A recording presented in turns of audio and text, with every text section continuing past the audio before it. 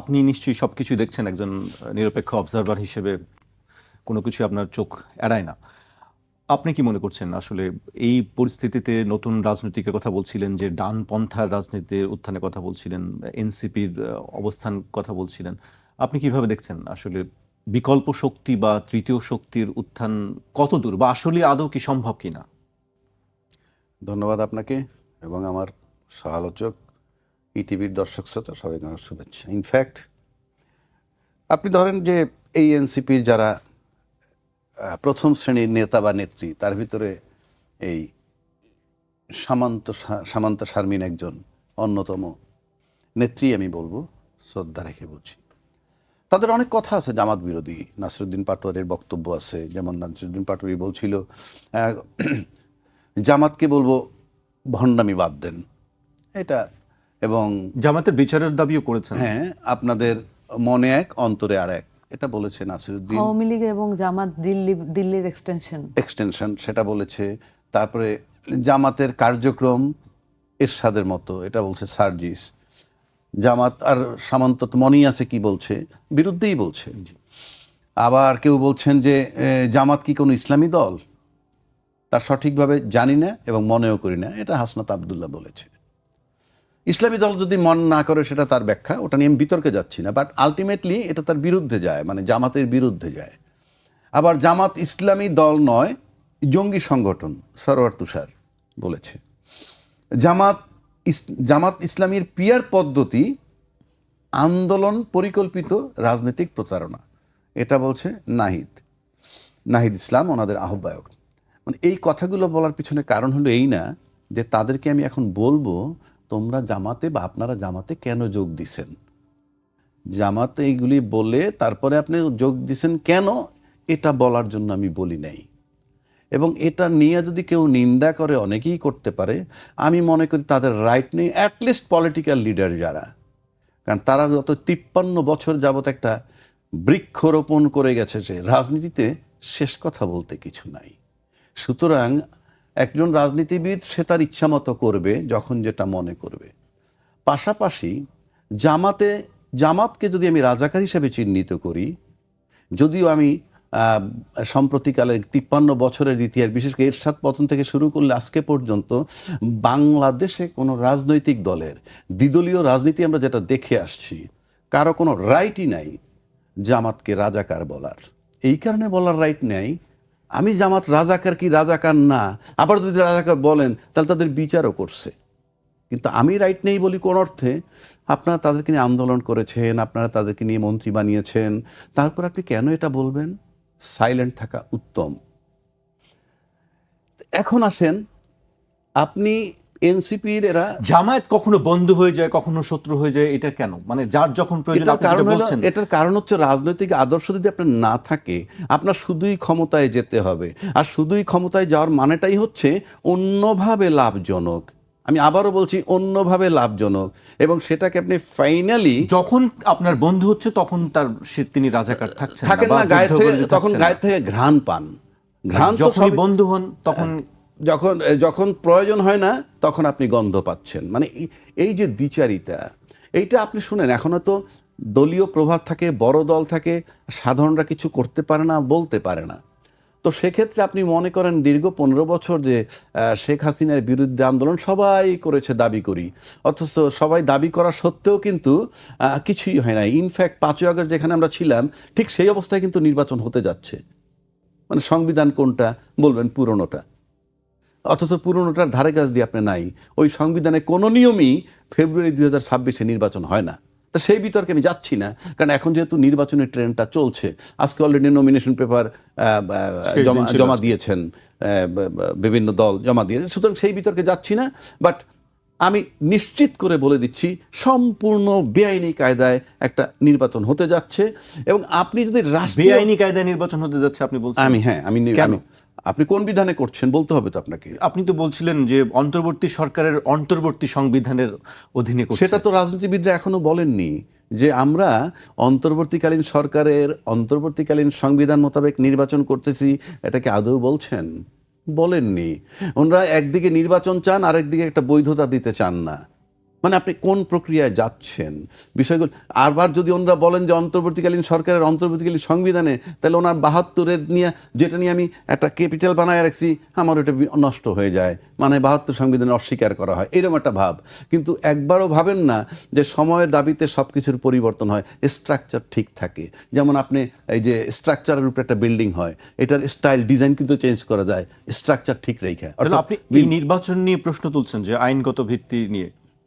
Yes, আইনগত ভিত্তি নিয়ে আমি প্রশ্ন তুলছি। তাহলে নির্বাচনের পরে তো কেউ চ্যালেঞ্জ করতে পারে যেটা আইনগত ভিত্তি চ্যালেঞ্জ করলে কিছু হবে না এখানে, আপনি চ্যালেঞ্জ করলে কিছু হবে না। আপনি এই যে নির্বাচনটা যেভাবে হতে যাচ্ছে, সেটা কি কেয়ার করতেছে কে? Who is caring it? কে কেয়ার করছে? আপনি একদিকে যখন একটার সাথে আরেকটা লিঙ্ক হয়ে যায় প্রশ্ন করার কারণে, আপনি একদিকে যখন গানম্যান দিচ্ছেন, তার মানে কি? গানম্যান দেওয়ার মানে হচ্ছে সে নিরাপদ না। নিরাপদ না মানে হচ্ছে আইন শৃঙ্খলা পরিস্থিতি আপনার নিয়ন্ত্রণে না। আপনি এই নির্বাচনকে কেন্দ্র করে হাদি নিহত হইল, সে একজন ক্যান্ডিডেট।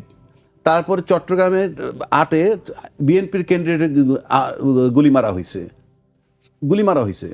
তারপরে আপনি যদি ধরেন এখন পর্যন্ত একটা অস্ত্র উদ্ধার হয় নাই, পুলিশের লুট হওয়া অস্ত্র উদ্ধার হয় নাই। আপনি সব কিছু আবার উল্টা দিকে অস্ত্র বরাদ্দ দিচ্ছেন, যে নিজের অনিরাপদ মনে করে তাহলে অস্ত্র নেন। তাহলে বিষয়টা দাঁড়াচ্ছে কি? সব কিছু কী চিত্র দেয় বলেন? আপনি হাদির ব্রেইন অপারেশন করতে পারলেন না। গ্রাউন্ড কি ছিল জানেন? গ্রাউন্ড ছিল বডি স্টেবল না। এটা জানেন তো? তাকে সিঙ্গাপুরে যখন নিল, তার ব্রেইনে অপারেশন করার কথা, বডি স্টেবল হয় নাই বিধায় অপারেশনটা করতে পারে নাই। তার মানে বডিটাকে যদি প্লেইং ফিল্ড ধরেন আর মাথাটাকে যদি নির্বাচন ধরেন, তাহলে বডি স্টেবল না হইলে অপারেশন করা যায় না। একইভাবে মাঠ ঠিক না হইলে নির্বাচন করা যায় না। অথচ আমরা শুনছি এর আগে একে অপরকে বলতেছে নির্বাচন প্রশাসন ওদের কথায় চলে, আর এক পক্ষ বলে প্রশাসন এদের কথায় চলে। তাহলে প্রশাসন কেউ না কেউর কথায় যদি চলে, তাহলে তো ফিল্ডটা ঠিক নাই। তো সেই বিতর্কে আমি যাচ্ছি না। এখন বলা হচ্ছে যে এই যে এনসিপির যারা জামাতে যোগ দিছে, সঠিক ব্যাঠিক তাদের ব্যাপার, তারা রাজনীতিবিদ, আমার সামনে আছে সে। কিন্তু আমি প্রশ্ন আমার অন্য জায়গায়। আমি বলতে চাচ্ছি যে বাংলাদেশে এখন স্বাধীনতার পক্ষ বিপক্ষ শক্তি বলতে যে কার্ডটা চালাইতো, এটা চালানো কঠিন অপরাধ। কেন অপরাধ? আমি দুইজন বিশিষ্ট মুক্তিযোদ্ধার কথা যদি বলি, তারা কারা? একজন মেজর আখতারুজ্জামান, তার দীর্ঘদিন যে রাজনীতির কেরিয়ার, সে কোথায় যোগ দিছে? জামাত। এলডিপির কর্নেল অলি, তার মতো একজন মানুষ হয়? উনি মুক্তিযোদ্ধা, উনি যোগ দিলেন কোথায়? জামাতে। তার মানে কি? মেজর আখতারুজ্জামানের 5 বার বহিষ্কার করা হয়েছে, 5 বার আবার ফেরত নেওয়া হয়েছে। তার মানে কি? সেই যোগ দিছে জামাতে। এলডিপির অলি সাহেব দীর্ঘ কেরিয়ার, জিয়াউর রহমান সাহেবের সাথে সহযোদ্ধা ছিলেন উনি। ওনার অ্যাকশন, ওনার সব কিছুতে মনে হয়েছে যে বিএনপিকে সে মনে প্রাণে ভালোবাসে। আমার সাথে তার কথা হয়নি, কারণ নাহলে দীর্ঘ এতদিন থাকেনি। উনি এসে যোগ দিলেন, তার মানে কি? এখন আপনি এই কর্নেল অলি কি রাজাকার? মেজর আখতারুজ্জামানকে আপনি কি রাজাকার বলবেন, নাকি জামাতে মুক্তিযোদ্ধা বলবেন? কারণ সব তো এক জায়গায় মিক্সড হচ্ছে। জুলাই চেতনার এরা ধারণ করে, এদের ব্যাপারে কোনো সন্দেহ আছে যে ওরা জুলাই চেতনা ধারণ করে কি করে না? এদের ব্যাপারে কোনো ডাউট নাই। আমি করি কি করি না আমার ডাউট থাকতে পারে, আপনার এদের ব্যাপারে ডাউট নাই। তাহলে জুলাই চেতনা যারা ধারণ করে, কারা সবচেয়ে বেশি এই জুলাই চেতনার বিরোধী? তারা হলো আওয়ামী লীগ। কারণ এই জুলাই চেতনার নামে তাদেরকে সরায় দেওয়া হয়েছে। সেই আওয়ামী লীগও কিন্তু, আওয়ামী লীগের অনেক লোক নেতাকর্মী কিন্তু কোনো না কোনো দলে যোগ দিচ্ছে, আমরা জানি। তো আপনি যে দলে আওয়ামী লীগের ঠাঁই হবে, সেই দলে তো এনসিপির লোকের ঠাঁই হওয়ার কথা না। সেই বিতর্কে আমি যাচ্ছি না। বিতর্কটা হইলে জামাতকে আমরা এখন কি বলবো? আওয়ামী লীগের ঠাঁই আসলে কোথায় নেই? কোন দলে আপনি দেখছেন বা দেখছেন না? নাই কোন দলে, সেটার আরেকটা প্রশ্ন। আপনি যেমন ধরেন এই যে জুলাই অভ্যুত্থানটা হইল, সেখানে নাকি ছাত্রলীগেরও কিছু লোক অথবা জামাত শিবিরের কিছু লোক ছাত্রলীগ পরিচয়ে লুকাইছিল, আবার ছাত্রলীগ পরিচয়ে লুকিয়েছে, আবার ছাত্রলীগেরও কিছু শিবির পরিচয়ে লুকাইছিল, যারা এই আন্দোলনগুলো করেছে। সময়ের ব্যবধানে বিষয়টা প্রমাণিত হয়েছে বা ওপেন হয়েছে। আমার বক্তব্যটা হইলে এখন বাংলাদেশে এখন আপনি কাকে স্বাধীনতার পক্ষের বলবেন, কাকে স্বাধীনতার বিপক্ষের বলবেন, এক। আর স্বাধীনতা যদি আপনি ধরেন ৭১ সালকে, আমরা কিন্তু সবাই পরিষ্কার একটা কথা বলতে চাই, ৭১-এর পরের এক্সটেনশন হলো ২৪। কারণ ৭১ সালের স্বাধীনতা যুদ্ধের পর থেকে বাংলাদেশ কখনো স্টেবল হয় নাই পলিটিক্যালি, রাজনৈতিকভাবে, বরং দমায়ে রাখা হয়েছে, সবসময় দমায়ে রাখছে। যে তখন ক্ষমতায় ছিলেন তার বিরুদ্ধে যাওয়া যাবে না, বক্তব্যে যাওয়া যাবে না। ফাইনালি যিনি টানা ১৪-১৫ বছর দমায়ে রাখলেন, সেখানে একটা বিস্ফোরণ হইল। সেই বিস্ফোরণ মানে কিন্তু এই না যে এটা নতুন কোনো চেতনার কথা বলছি। ওই যে ৭১ সালের পর থেকে যেভাবে রোলিং করে আসছিল, সেটা বিতাড়িত হওয়া প্রয়োজন ছিল এবং সবাই সেই বিতরণটা চাচ্ছিলেনও। এবং ইন্টারেস্টিং ব্যাপার হলো, যারা এই বিতরণটা করলো, এই বাংলাদেশে ৩টা দলের কথা বলি, আমি নাম বলবো না, সবাই বুঝে নেবেন, আপনি আমাকে সেকেন্ড কোশ্চেন করেন না। বাংলাদেশে একটা দল আছে নেতা এবং কর্মী নির্ভর, নেতা কর্মী নির্ভর, আর একটা দলের সমর্থক নির্ভর, আর একটা হলো ক্যাডার নির্ভর। এই সমর্থক নির্ভর যে দল, তাদের কিন্তু সমর্থক আছে, নেতাকর্মী ওই রেটে নাই। কারণ এই দলটা যখন তৈরি হয়েছে, তার বহু আগে আওয়ামী লীগ তৈরি হয়েছে। তাহলে এই দলে আসছে কারা? বিভিন্ন জায়গা থেকে এসে সমর্থক গোষ্ঠী আছে। আর সমর্থক গোষ্ঠী থাকলে তাকে আপনি আন্দোলন জোরালো তারা করতে পারে না। যে কারণে আওয়ামী লীগের নেতাকর্মীরা সহ ১৫ বছর রাজত্ব করছে। আর ক্যাডার ভিত্তিক রাজনীতি যারা করেন, তাদেরকে সব দলেরই লাগে।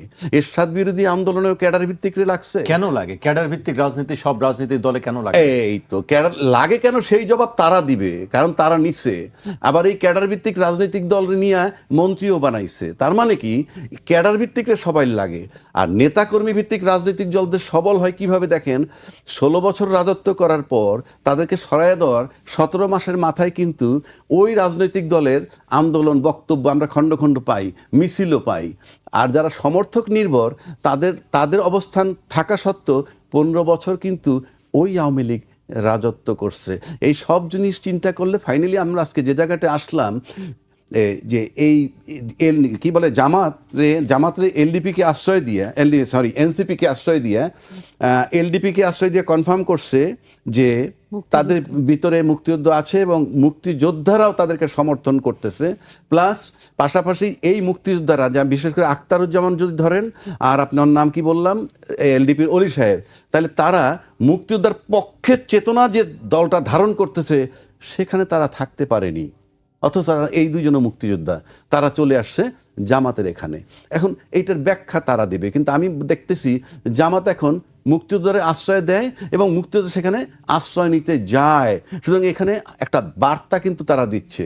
আর দ্বিতীয়টা হইল, জামাত আরেকটা জিনিস প্রমাণ করলো, এনসিপিকে আশ্রয় দিয়ে, আমি সত্য মিথ্যা বলতে পারবো না, এনসিপি যেহেতু জুলাই চেতনা ধারণ করে, সুতরাং জুলাই চেতনা ধারণ যারা করে তাদেরকে শেল্টার দেওয়ার মানে হচ্ছে যে জুলাই চেতনাটাকে, জুলাই আন্দোলন বা চেতনাধারী যারা, তাদেরকে তারা সমর্থন করছে বলে বুঝাচ্ছে।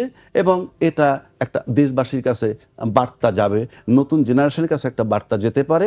যদিও এই টকশোর পরই দেখবেন আমরা জামাতের কথা বলি, জামাতের ট্যাগ লাগাবে। মানে রিয়েল বিশ্লেষণও করা বাংলাদেশে এখন কঠিন একটা জায়গা। জি।